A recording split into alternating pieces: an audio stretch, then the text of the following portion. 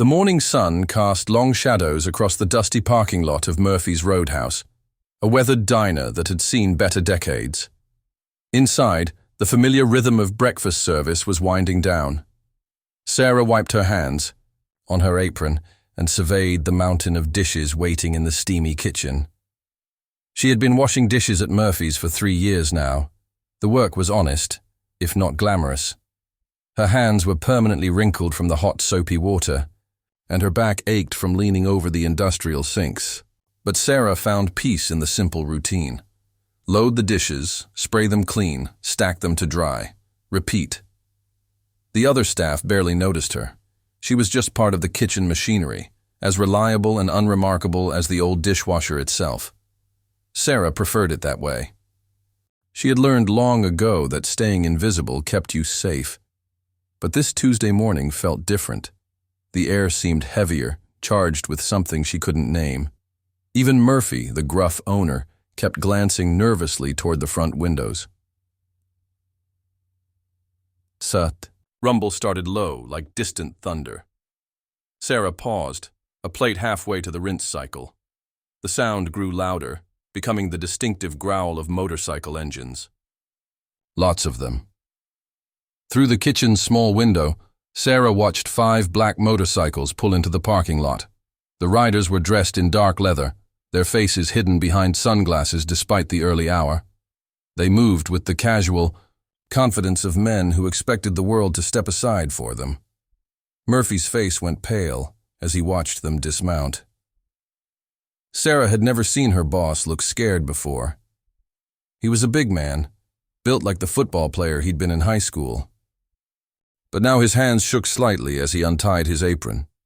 "Sarah," he called softly, "go to the back room and stay there until they leave." She wanted to ask why, but the fear in Murphy's voice stopped her. Through the serving window, she watched the 5 men enter the diner. They didn't sit at a table. Instead, they spread out, blocking the exits. The leader, a tall man with graying temples, walked slowly to the counter.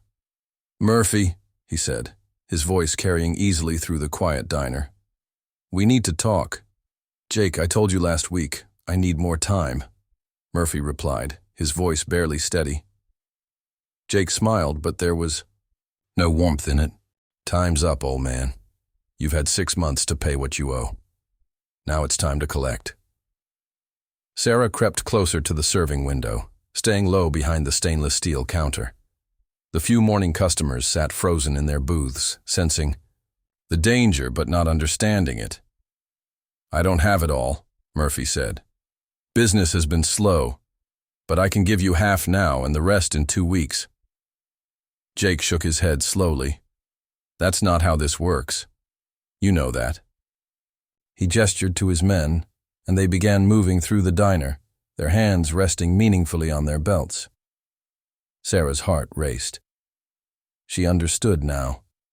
Murphy owed these men money, and they weren't the patient type. She thought about his kindness to her over the years, how he'd given her the job when no one else would, how he'd never asked questions about her past, never pushed when she flinched at sudden movements or loud voices. One of the bikers was now standing behind the elderly couple in booth 3. The woman's hand trembled as she reached for her coffee cup. Sarah saw tears starting in the old woman's eyes.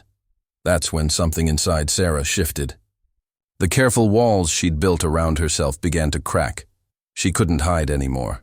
Not when innocent people were scared. Not when Murphy, who'd shown her kindness, was in trouble. Sarah stood and walked through the swinging doors into the dining room. All eyes turned to her. This unremarkable young woman in a stained apron and sneakers. "Leave them alone," she said quietly. Jake looked amused. "Excuse me, sweetheart?" "The customers," Sarah said, her voice growing stronger. "They have nothing to do with this. Let them go." One of Jake's men laughed. "The dishwasher wants to play hero." But Sarah wasn't listening to him anymore.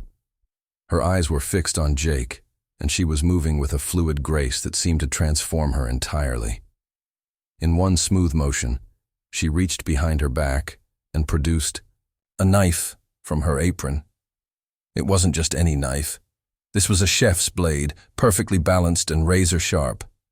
Sarah had spent years learning to handle knives like this, long before she'd started washing dishes. The familiar weight in her hand awakened muscle memory she'd tried hard to forget. The laughter died in the room. "Now that's interesting," Jake said, but his casual confidence had shifted to wariness. "You know how to use that thing?" Instead of answering, Sarah moved. The knife spun through her fingers like a silver bird, dancing between her hands in patterns that spoke of thousands of hours of practice. She could dice an onion in seconds, fillet a fish with surgical precision, or carve vegetables into intricate flowers. But more importantly, she could make 5 dangerous men suddenly uncertain about their odds. "My name is Sarah Chen," she said, continuing the knife's hypnotic dance. 3 years ago, I was the head chef at Mizuno in Chicago. Before that, I trained in Japan for 2 years. I came here to disappear, to be nobody. But I'm tired of being nobody. The knife stopped spinning and settled firmly in her grip, held with the confidence of someone who knew exactly what she was doing with it. Jake's men looked to their leader, suddenly less sure of themselves. A dishwasher was one thing. A trained chef with a knife was something else entirely. "You're making a mistake," Jake said, but he took a step back. "No," Sarah replied. "I made a mistake 3 years ago when I decided to stop fighting. Murphy gave me a job when I needed one. He's never asked me for anything but honest work. And these people," she gestured toward the customers, "they don't deserve to be scared while they eat their breakfast." The standoff stretched for long seconds. Then Jake smiled and raised his hands. "All right, chef, you win this round. Murphy, you've got 2 weeks. But next time, make sure your dishwasher isn't around."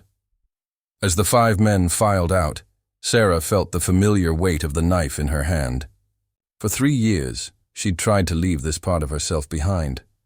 But maybe some things were worth fighting for. Murphy looked at her with new eyes. "Sarah, I had no idea." "Nobody did," she said softly, sliding the knife back into her apron. That was the point. But as she watched the motorcycles disappear down the highway, Sarah realized she was tired of hiding. Maybe it was time to be herself again. All of herself. The breakfast rush was over, but there were still dishes to wash. Sarah walked back to her station, but everything felt different now. She was still the dishwasher at Murphy's Roadhouse. She was just so much more than that, too.